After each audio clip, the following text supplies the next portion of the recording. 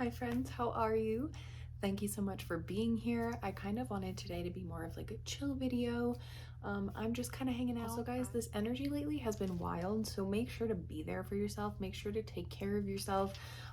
Things have been really, really crazy, and I got kind of a message from my guides to take every day, and before you let the day happen to you, say out loud what you want the day to be, what you want to connect with that day, the kind of day you want to have, because it's time to take a more active role with meditation.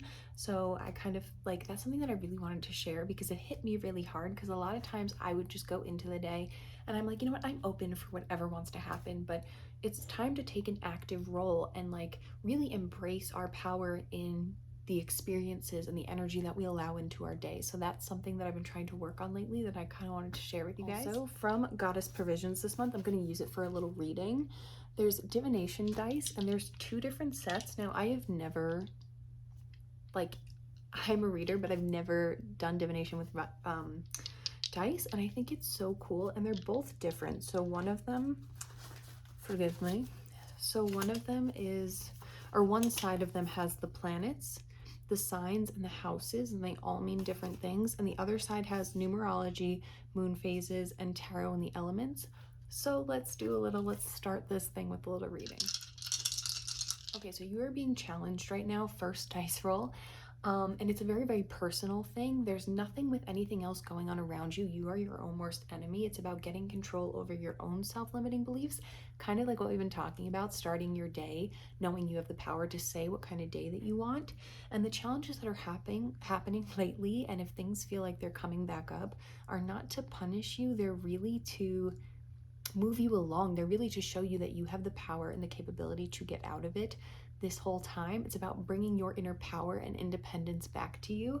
If you are somebody who needs like confirmation or affirmation, or to be like told yes and you're doing great, it's time to take that power away from other people and tell yourself that you're doing great. You need nobody else's affirmations but your own. Well, let's do the other ones. Okay, so there are people in your life. I don't believe that this specific message, it has to do with more of a sense of self away from others. Who are you when you're alone? Who are you away from society? This has come up with a lot of clients lately.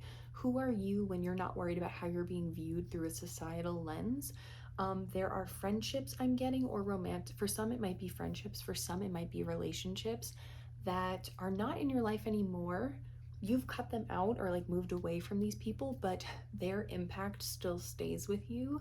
There are things you haven't released. This person's no longer in your life, but there's energies that you haven't released that are standing in your way. And it's about almost like grounding yourself. Like it's time to take all of that energy that's normally swirling around up here and putting it into a grounding energy to gain back your, and control's not the right word because it's about releasing control to the universe and to standing in your ground, but also allowing yourself to have faith in the universe and have faith in your higher self and the kind of road that she's put you on and that you've put yourself on.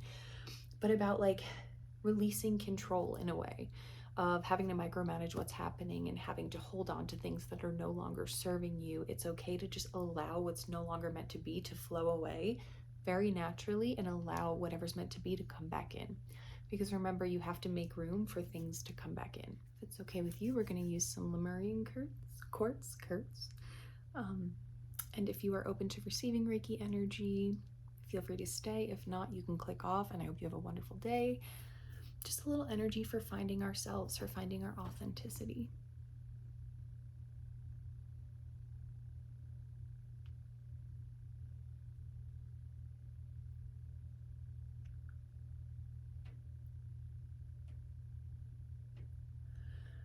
Deep breath.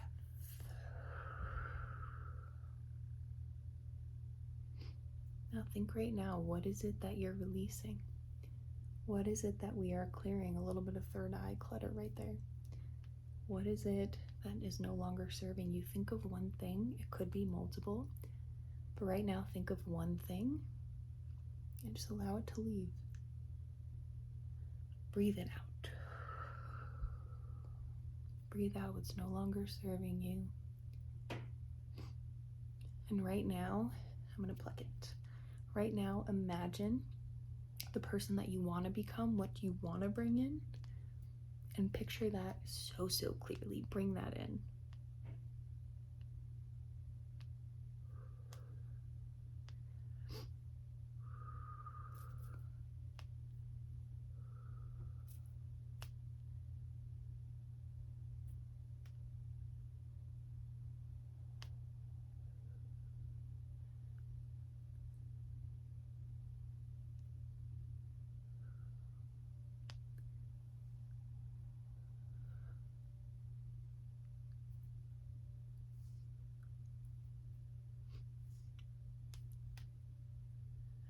So lately, while I'm giving some Reiki, I saw with one of my first clients doing past life readings, technically it was more of a soul origin reading.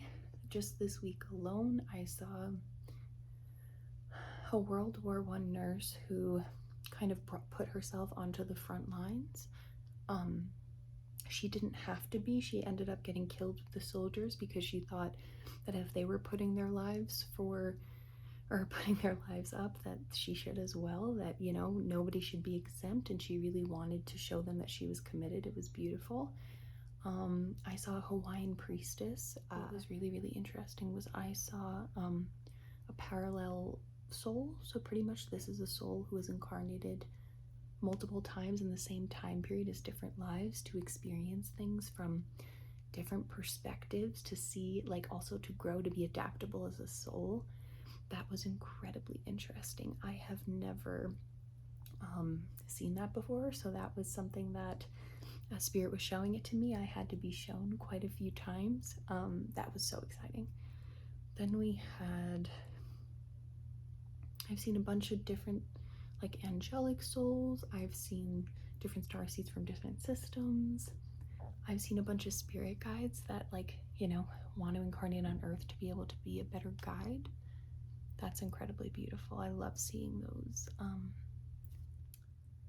I've seen a lot of, in one of my past lives included, I was born remembering 4 to 5 of mine incredibly vividly, but I keep learning about some as I connect people to their other lives, which is incredible. I'm learning something new every day. But I've seen a lot of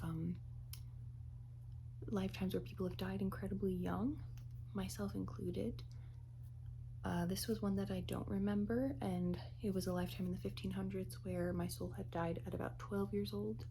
I actually saw a spirit has been following me around for a few months, and it was her soul, and I didn't know that for the longest time because she would just watch me, and I really wanted to, like, connect with her, but every time I would try, she would run, or she would, like, disappear, and I wasn't ready to see it. But she was actually a pagan.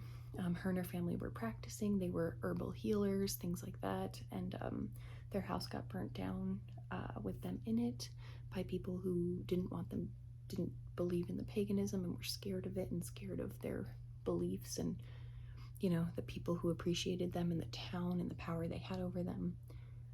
So I feel like things that I've noticed is that when I'm going through something, clients will be drawn to me, and a lot of the themes that they're going through also happen to connect with things that I'm going through. And I think that psychics and healers attract what they need and what they're going through, so that the souls can kind of like help each other at the same time. That's something that I've also heard other psychics say, and it's an incredible, like, thing to know and to see that, you know, like, even the people who you go to that you were like, okay, this person will help me or connect me, you help them just as much by being there. So it's definitely a connection happening. Okay, one more big breath. Release. One more time.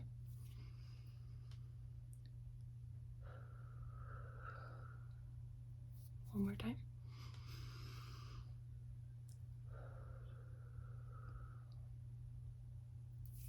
Remember to start your day. Hope you have the most wonderful week you've ever had. And remember to start your day saying the kind of things you want to happen and not worrying about the things that you don't. I adore you. I hope you have a wonderful day, week, month, year, life. And I will see you next time.